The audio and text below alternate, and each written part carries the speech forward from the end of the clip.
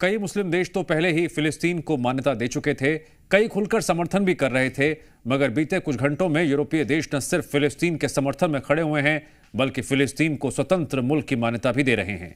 ऐसे में सवाल है, पहले फिलिस्तीन से दूरी बनाने और इजरायल का साथ देने वाले देश अब क्यों पाला बदल रहे हैं?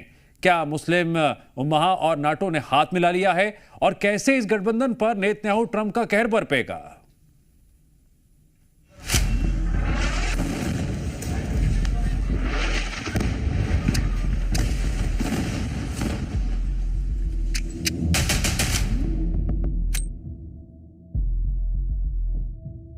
सतहत्तर साल बाद फलस्तीन को आजाद रियासत के तौर पर पूरी दुनिया तस्लीम कर रही है। अब यूरोप में एक बहुत बड़ी लहर चल रही है इस वक्त। इन तमाम ममालिक एक बड़ी लाइन लगी हुई है जो फलस्तीन को तस्लीम करने के लिए तैयार है। फ्रांस, यूके, कनाडा, ऑस्ट्रेलिया, पुर्तगाल, बहुत सारे और यूरोपियन देश अब पैलेस्टाइन को रिकॉग्नाइज कर रही है एज एन इंडिपेंडेंट स्टेट। अब जब बिल्कुल ही खंजर इनके गले पे चलना शुरू हो गया, तब इनको ये ख्याल आया कि जो नहीं कर रहे वहाँ अवाम रद्द-ए-अमल दे रही है। इटली में अभी अब देखें, वहाँ रियासत के तौर पर इनकार किया गया, पूरे मुल्क में शदीद मुजाहरे शुरू हो गए।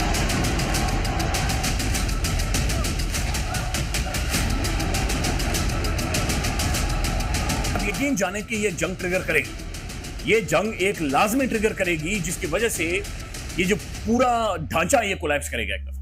अल्लाह ताला रहम करे। अब तक इजराइल के प्रकोप से सिर्फ गाजा दहल रहा था।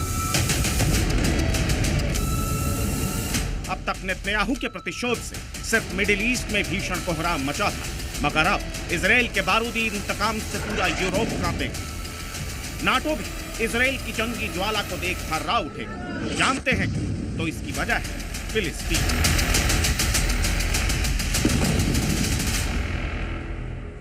इनका कनाडा ने रिकॉग्नाइज कर लिया, यूके ने रिकॉग्नाइज कर लिया, पुर्तगाल ने ये रिकॉग्नाइज कर लिया, ऑस्ट्रेलिया ने रिकॉग्नाइज कर लिया, और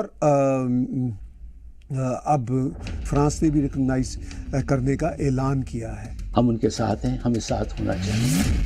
कल तक यूरोप के वो देश जो अमेरिका के पिछलग्गू थे, अमेरिका के इशारे पर चलते थे, अमेरिका के कहने पर ही कोई फैसला लेते थे, आज की तारीख में वही यूरोपीय देश खुलेआम फिलिस्तीन का समर्थन कर रहे हैं, फिलिस्तीन को स्वतंत्र मुल्क की मान्यता दे रहे हैं, वो भी यूएस प्रेसिडेंट ट्रंप से पूछे बगैर। अब तक जो अपडेट सामने आई है उसके मुताबिक फ्रांस, ब्रिटेन, कनाडा और ऑस्ट्रेलिया ने फिलिस्तीन को राष्ट्र की मान्यता दे दी। वहीं बेल्जियम और पुर्तगाल ने भी फिलिस्तीन को मान्यता देने की घोषणा की।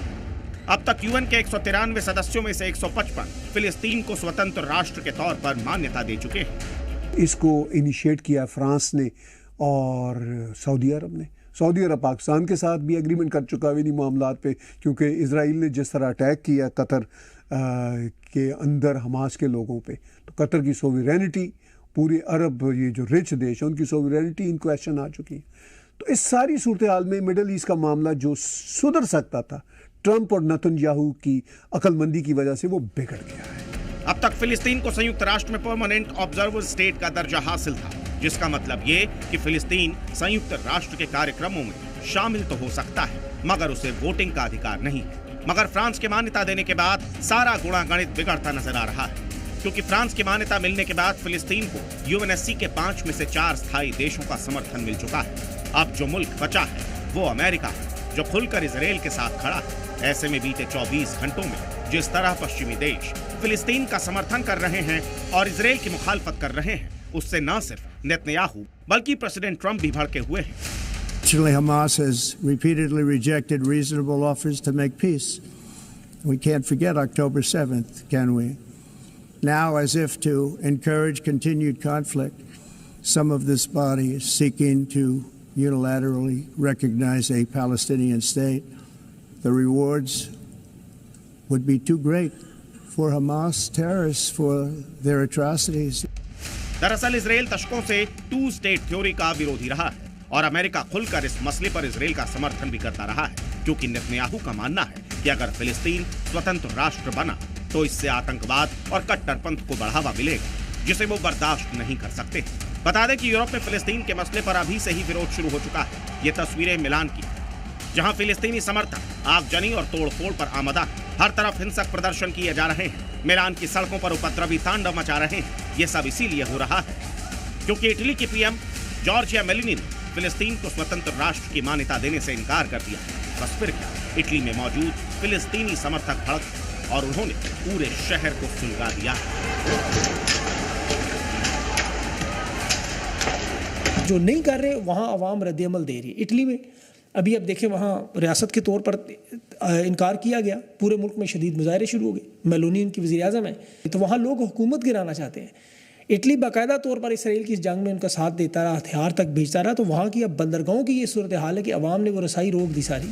इटली में जो कुछ हो रहा है उससे पाकिस्तानी बेहद खुश हैं, क्योंकि पाकिस्तान भी इसराइल विरोधी रहा है। वहीं दावा यह भी किया जा रहा है कि फिलिस्तीन को समर्थन देने के लिए जो लामबंदी की जा रही है उसकी अगुवाई सऊदी अरब और फ्रांस कर रहा है। जब दो कुव्वतें तकरीबन बराबर की, थोड़ी सी ऊपर नीचे, उनमें जंग नहीं होती। और जब एक कुव्वत बहुत बड़ी हो, दूसरी कुव्वत कम हो, तो फिर ये बड़ी कुव्वत छोटी को बहुत मारती है। ये ख्याल अरब वर्ल्ड को बहुत पहले आ जाना चाहिए था कि हम ऐसी टेक्नोलॉजी हासिल करें, ठीक है ना। तो ये अपनी अय्याशियों में पड़े रहे, इस तरफ देखा नहीं इन्होंने। अब जब बिल्कुल ही खंजर इनके गले पे चलना शुरू हो गया, तब इनको ये ख्याल आया है। और ये ख्याल भी इनको मुस्लिम उम्मा के लिए नहीं बेचैन है। MBS पिटने लुटने वाले फलस्तीनियों के लिए बेचैन नहीं, उनके दिल में कोई वो नहीं है। ऐसे में मुस्लिम उम्मा और नाटो का पाला बदलना इजराइल के लिए खतरे के संकेत है। मगर नेतन्याहू ने भी खुली वार्निंग दे दी है कि जो भी फिलिस्तीन का समर्थन कर रहा है उसका जवाब वो अमेरिका से लौटने के बाद देंगे।